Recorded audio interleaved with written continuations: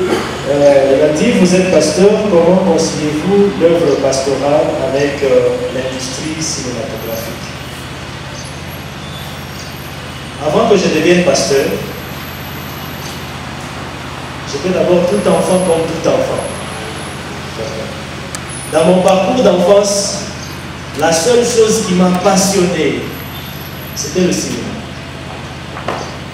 Ça veut dire, je suis devenu chrétien, je suis devenu pasteur, mais la passion là, c'est difficile de la laisser. C'était ma passion. Et du coup, avec plusieurs casquettes, plusieurs responsabilités, j'ai toujours un temps que je prévois. Je me dis, ça c'est mon temps de ma passion. Au lieu de rester en train de suivre des films extérieurs, c'est pourquoi je me suis dit non, non, j'ai trouvé un autre canal par lequel je peux véhiculer mes messages. C'est le cinéma. Permettez-moi de répondre aussi directement à la question de la présidente de la Fondation GEDEL. Elle a dit, qu'est-ce qui vous a poussé à prendre cette thématique? Vous qui allez lire notre livre, je suis à la page 21. À la page 21, j'ai parlé du cinéma, de la définition du cinéma. Plusieurs auteurs ont donné leur définition. Et nous, de notre part, nous avons donné aussi la nôtre par rapport au cinéma. Nous nous sommes dit, le cinéma est un outil puissant de communication qui utilise des images, des dialogues, des émotions afin de transmettre des messages. Les livres sur lesquels nous discutons aujourd'hui n'est pas le premier pour moi. J'ai eu à écrire des livres, j'ai vendu, mais j'ai compris qu'il y a ceux-là qui achetaient les livres uniquement pour m'encourager. Or, moi, je voulais qu'ils lisent le message que j'ai eu à cacher dans le livre. Du coup, quand j'ai compris qu'ils ne lisaient pas, je me suis dit, je dois transformer les livres en visuel. Je dois transformer les livres en visuel. Et c'est ce que j'ai eu à faire dans les 2 films précédents. Qu'est-ce qui m'a poussé à prendre cette thématique?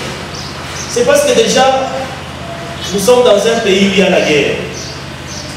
Et cette guerre-là, ça fait presque 30 ans. Elle continue, jusqu'aujourd'hui. Je suis sûr et certain que plusieurs personnes ont eu à parler par rapport à cette guerre, pour qu'elle prenne fin. Je me suis dit, au lieu de rester sous silence, c'est comme qui dirait, je deviens aussi complice à cette guerre. Mieux vaut faire quelque chose, ou créer un canal par lequel le monde ou notre entourage pourra comprendre l'essence de la paix et prendre ce sens le message de paix, les canaliser aussi dans le cinéma. Et en même temps, je réponds à la 3e question, c'est la question de M. Eric. En passant, je remercie l'opérateur culturel M. Sampo.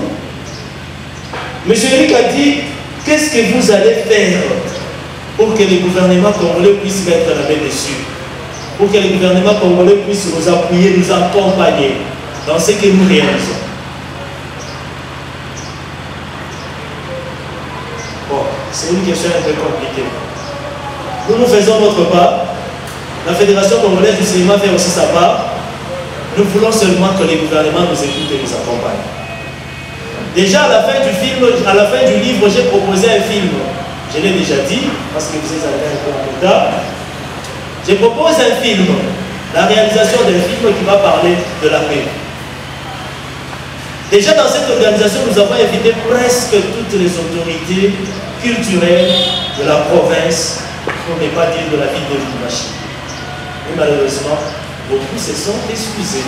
Comment est-ce qu'ils vont nous écouter? Nous, on fait notre part, la grande part, c'est leur responsabilité. Je crois que j'ai répondu, j'ai dit et j'ai fait merci. Merci, pasteur. Merci pour ces réponses.